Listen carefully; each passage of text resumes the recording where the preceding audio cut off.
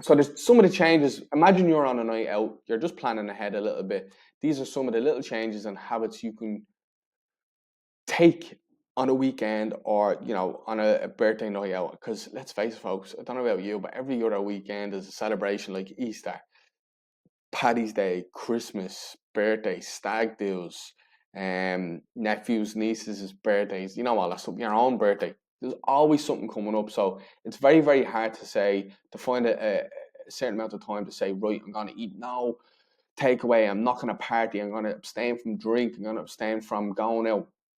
It's very hard to do that for 3 months, and 3 months is usually the time needed to get a decent result. So what we do is we actually try and work our diet around and lifestyle change around you to fit your lifestyle. So we figure out some little changes and swaps we can make.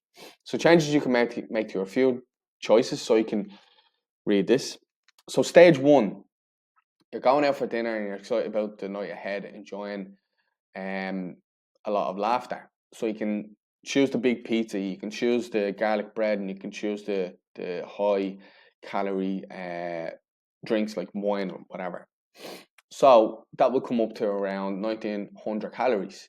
Or you can make these little changes, as you can see, still going out for dinner, still excited about the night ahead, and enjoying the same laughter with your mates. However, you just choose maybe a thin crust pizza that is maybe a little bit smaller, um, and half the calories of the other pizza that you could have had. Then you actually go for the low calorie. No, you still go for what is it? One wine and a diet lemonade instead. And then you're hitting half the calories for that start of the night out. So 830 calories, as you can see there. And then later on in the night, so let's say you go to the bar, you go to the club, then after you go for some cocktails, whatever it is. So you can have 6 double vodkas and cokes, full sugar, and you can rack up a lot of calories there.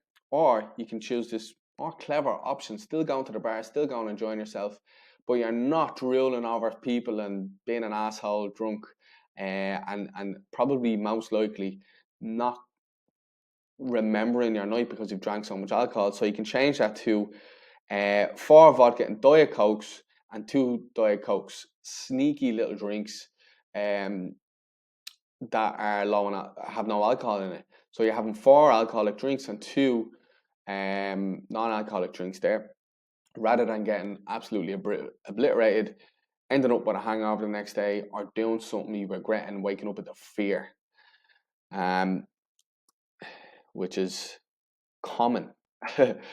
So notice the changes and these simple swaps you can make. So stage 3 now, let's say animalistic drinking, and you continue in the club while periodically spilling your drinks everywhere and being a dickhead again because you're too drunk. So that's 2 double G&Ts, 2 Jager bombs, and 2 tequila shots, 900 calories. Um, or you can swap that for still enjoying a few drinks, some dancing without being drenched in vodka of other people, or you drenching other people in your vodkas. So you can choose to have 2 slimline G&Ts and 2 waters, or maybe 1 shot of tequila. And that's, a nice kind of, what's the word?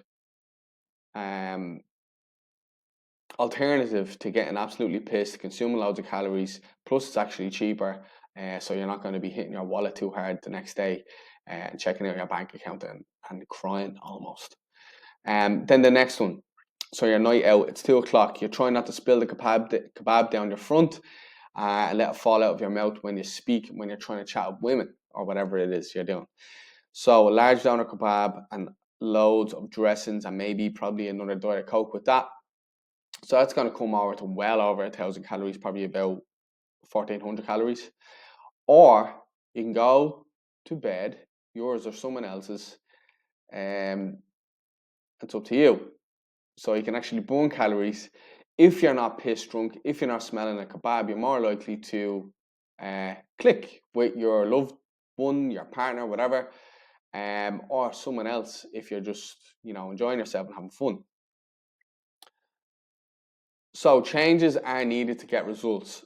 Obviously, if you keep doing the same thing, you're going to get the same results. So these are little alternatives that you can make that aren't depriving you of having a life and drinking and enjoying yourself on the weekends. As you can see, you can still enjoy your favorite party foods and drinks with good balance and massively reduce your calories intake, therefore helping you achieve your fat loss that you're looking to achieve. So also the so-called healthy protein, high fiber snacks. This is a bonus little lesson that I really wanted you to realize as well. I typically am marketing. So when you see high protein snacks or high fiber snacks, they're usually a marketing trick to help you spend more on a product that is usually less quality actually than your cheaper option. So here's some more examples of that. So marketing tricks for high protein foods and food swaps for better options. So you can see here you have your smoothie, innocent smoothie. It's claiming to be, high in protein, and that's probably around 230, 250, or even €3 in euros. And then you have your high protein without the marketing, which is just a bottle of milk. It's usually way cheaper, and it'll have more protein in it for you as well. So you have your little protein oat bites here as well. Usually more expensive, probably euro 50. And with the sesame snaps there, for example, you have roughly the same protein and cheaper, which is nice. Instead of having a high protein chocolate bar, you could just go for Snickers, which is way cheaper and tastier, and it has a decent amount of protein in it as well. Usually less calories too, and less processed junk in it, actually, believe it or not.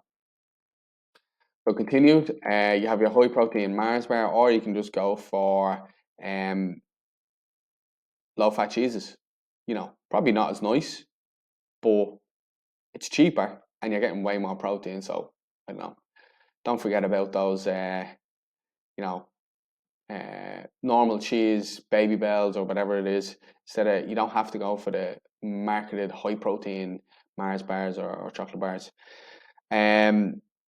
So the protein bounce snacks as well, 8 grams of protein, or you can go for the cheese again. It was just almost double that 6 grams more than that snack, and way cheaper and a little bit less calories as well, which is pretty cool.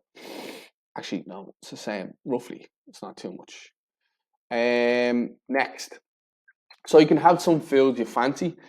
So you can have some foods you can fancy. So just have a look at these. Just a few nibbles that were forgotten about. This is how you can easily go over your calories and think, oh, I'm definitely in a calorie deficit. I'm in a calorie deficit because I'm hitting my calories, but why am I not losing weight? Why are the scales not reducing? Why is the body fat not reducing in photographs?